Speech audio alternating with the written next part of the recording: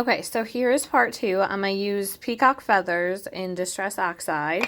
And this is the Ranger craft mat. Clearly, I can wipe mine off. But this already has some, but I'm going to show you. You're just going to take it and just kind of put that on there. So that is fresh color. Then I'm going to take, just putting the lid back on that. I'm going to take a water brush. So I'm going to get some of the water out of that and then take it and you're going to see that? Okay. So then I'm going to come back here, and if I want to add some color in, I'm trying to do this one hand. Okay. Some droplets. You can paint with it. This is really, I probably need a little bit more water on my brush. So I'm going to dip it in there and grab more. If I had 2 hands to knock it in, like I'm trying to show you, and hit it at the same time. This is going to get messy. So we're just going to fling it a little bit. You can also take it and kind of add that in over there. We're going to layer that on top of the purple. I'm going to pick up some more color. And to show you. So you can see how that's sitting on top of there. I kind of blend those out a little bit too. So like I'm watching on my phone. I should have just hung it. I couldn't get the right angles and I was getting frustrated. So I was like, well, I'll just hold it with my hand. And that kind of limits what I can do. Gonna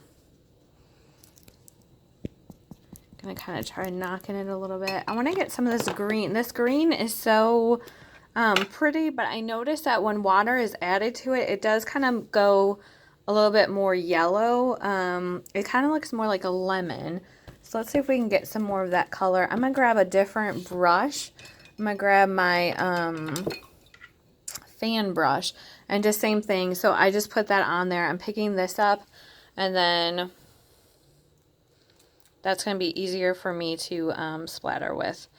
And I'm going to pick up some more color.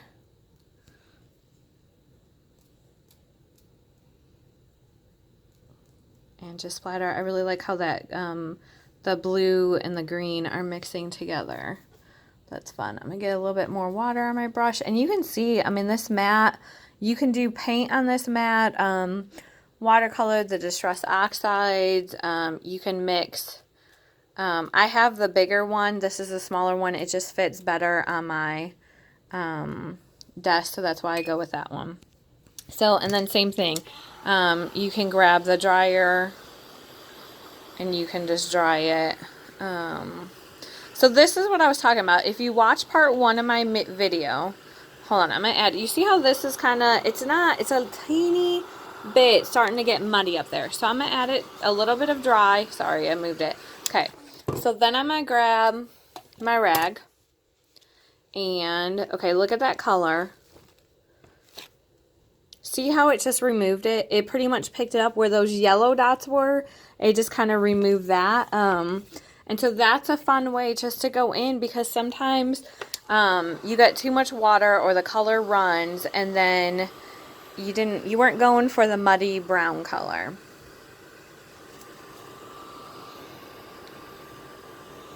So you're just going to dry those.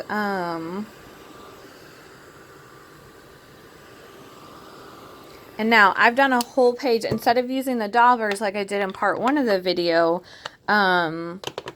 you can, like instead of using these, you can just do what I did with putting the color on the mat, get your water brush, and then just as you do with any watercolor, paint directly on your page. I'm really liking the splatters and the fun. I'm going to add my words, I think, and finish this page. So that is Distress Oxides, using them on a craft mat.